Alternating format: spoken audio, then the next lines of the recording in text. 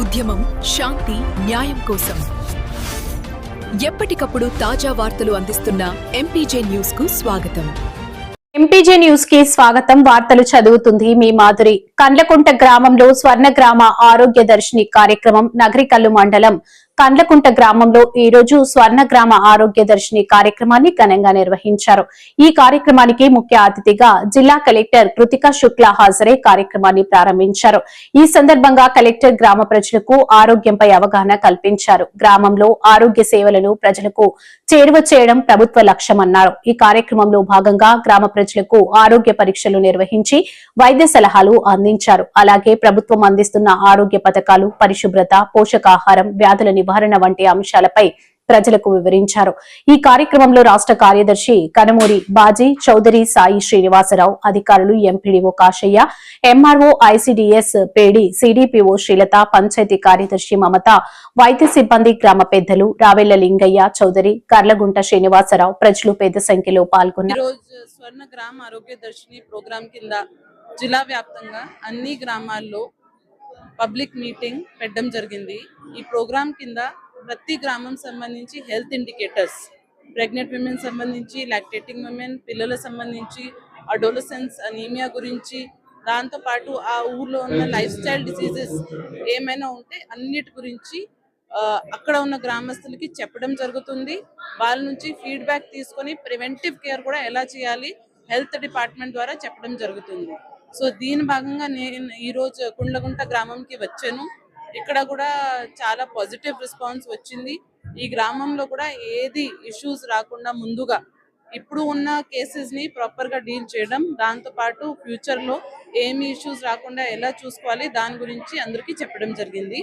దీంతో పాటు ఇక్కడ మంచి ఎఫ్పిఓ కూడా ఉంది కాబట్టి ఆ ఎఫ్పిఓని కూడా ఇంకా ముందుగా మంచి గ్రౌండింగ్ చేసుకొని ఒక క్లస్టర్గా పెట్టుకొని ఎలా చేయాలి దాని గురించి కూడా చర్చ జరిగింది.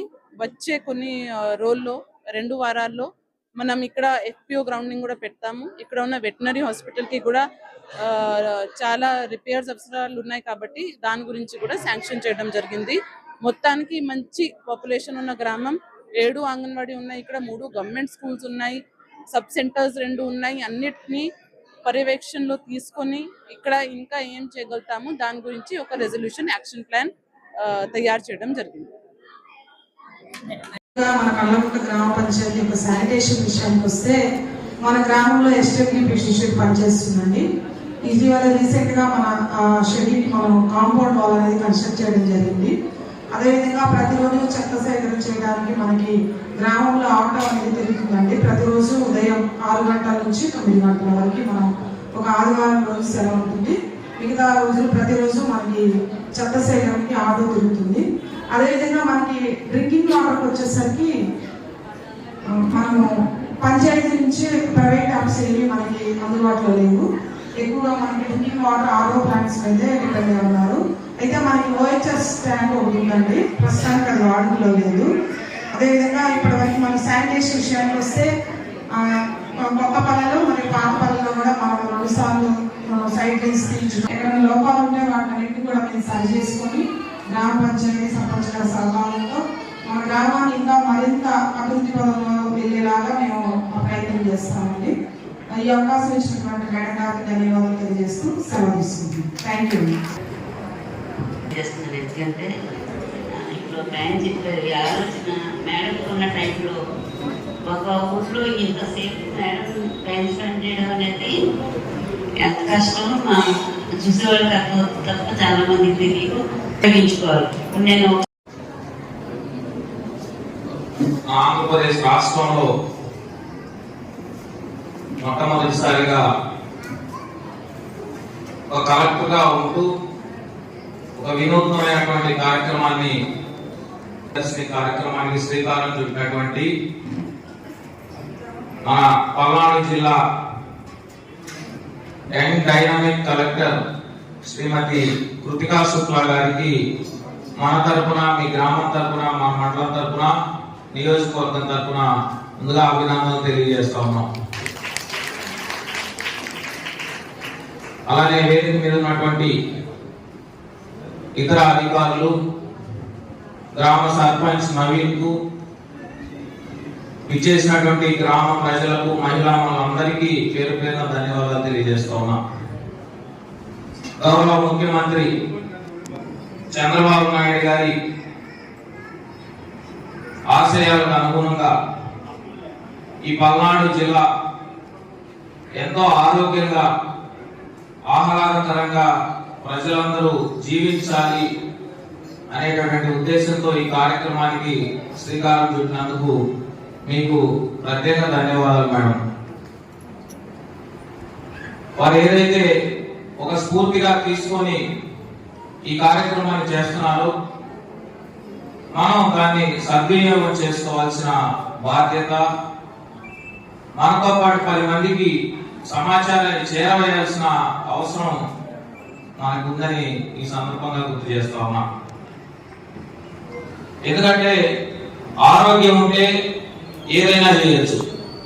ఆరోగ్యం లేకపోతే మనం ఎన్ని లక్షలు సంపాదించినా, కోట్లు సంపాదించినా, మనకు ఆస్తులు, అంతస్తులు, ఐశ్వర్యాలు ఉన్నప్పటికీ కూడా ఆరోగ్యం లేకపోతే మన జీవితం అక్కడతో ఆగిపోయినట్టే.